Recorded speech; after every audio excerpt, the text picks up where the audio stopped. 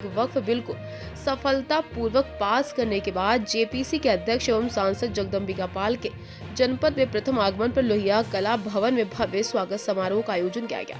इस मौके पर मीडिया से बात करते हुए डुमरियागंज के सांसद जगदम्बिका पाल ने कहा, भाजपा अपने सिद्धांतों विचारों पर कभी समझौता नहीं करती। उन्होंने कहा, भाजपा की स्थापना 6 अप्रैल 1990 को अटल बिहारी वाजपेयी की अध्यक्षता में हुई थी। आज ये विश्व की सबसे बड़ी पार्टी है। उन्होंने कहा, भाजपा ने जम्मू कश्मीर को भारत का अभिन्न अंग बनाने के लिए आर्टिकल 370 और 35 को समाप्त किया। उन्होंने कहा, वक्फ बिल पास होने से गरीब, पसमानदा, पिछड़े और अनाथ लोगों को फायदा होगा। सिद्धार्थनगर से गुलाम अली सिद्दीकी की रिपोर्ट, दैनिक भास्कर। जनता पार्टी के 46वें स्थापना दिवस पे आयोजित जनपद से कार्यकर्ताओं के बीच में हमने संकल्प लिया कि जिस भारतीय जनता पार्टी को जनसंघ के रूप में 21 अक्टूबर 1951 में स्थापना स्वनामधन श्यामा प्रसाद मुखर्जी ने किया था, उस समय राष्ट्रीय एकता और जम्मू कश्मीर भारत का अभिन्न अंग है, इसको लेकर के स्थापना हुई थी। आज खुशी है कि जब भारत में नरेंद्र मोदी के नेतृत्व में सरकार बनी तो आर्टिकल 370, 35A को समाप्त करके जम्मू कश्मीर को भारत का अभिन्न अंग बनाया गया और जम्मू कश्मीर का भारत का अभिन्न अंग आज है। भारत की पार्लियामेंट से पास किए हुए सभी कानून आज लागू हो रहा है। ये Bharatiya Janata party with a difference है, अन्य पार्टियों से भिन्न है, इसलिए कि भारतीय जनता पार्टी अपने सिद्धांतों पे चलती है, विचारों पे। इसने कभी समझौता नहीं किया।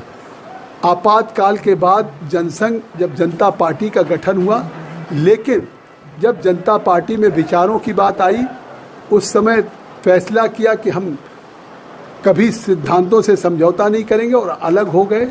और अलग होने के बाद 6 अप्रैल 1980 को भाजपा अटल बिहारी वाजपेयी जी की अध्यक्षता में स्थापित हुई और आज 2025 में जब हम 45 साल पूरे कर चुके और 46वां हम स्थापना दिवस मना रहे हैं, तो विश्व की सबसे बड़ी पार्टी हो गई। और देश के अधिकांश राज्यों में न केवल केंद्र में भाजपा की सरकार है, राज्यों में है, चाहे उत्तर प्रदेश हो, चाहे 13-14 और राज्यों में और तमाम सहयोगी दलों के साथ। सर, वक्फ बिल पहले लोकसभा में पारित हुआ, फिर राज्यसभा, अब राष्ट्रपति की भी मंजूरी मिल गई।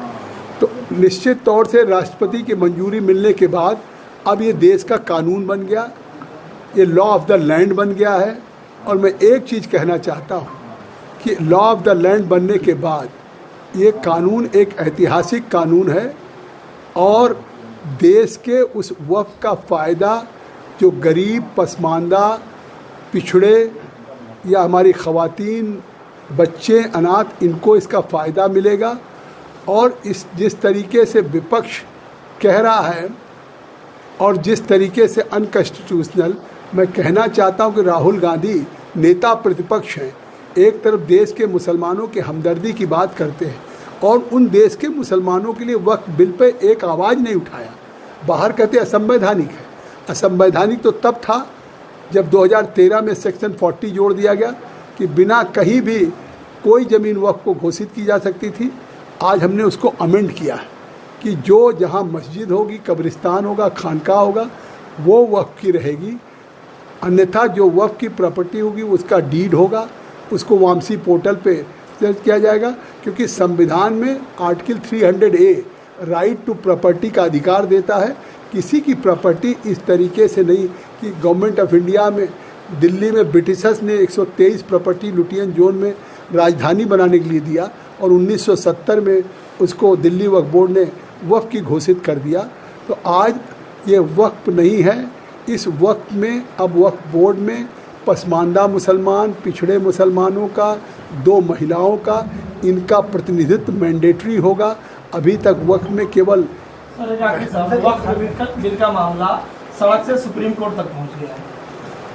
आपने देखा कि कोई देश का मुसलमान उनके साथ नहीं। पूरे देश में उन्होंने ईद के दिन, अलविदा नमाज के दिन, जिस तरह से all India Muslim personal law board ने काली पट्टी बांधने के लिए कहा, मैं एक बात कहना चाहता हूँ, अभी तक बड़े से बड़े आंदोलन हुए लेकिन कभी अल्पसंख्यकों के मुसलमानों के मस्जिदों का इस्तेमाल नहीं हुआ, क्योंकि मस्जिद तो पाक रमज़ान का महीना होता है।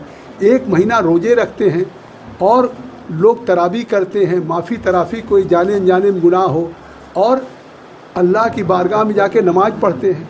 तो आप उनको काली पट्टी से भेज रहे थे, तो पट्टी लगा के कहीं कोई अगर मस्जिद में जाएगा तो इसका मतलब अल्लाह के ख़िलाफ़ आप उनको भेज रहे थे, क्योंकि ये तो मैनेजमेंट के ख़िलाफ़ प्रोटेस्ट करने का एक तरीका होता है।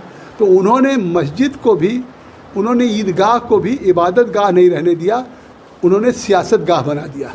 और इसी सर इसके पहले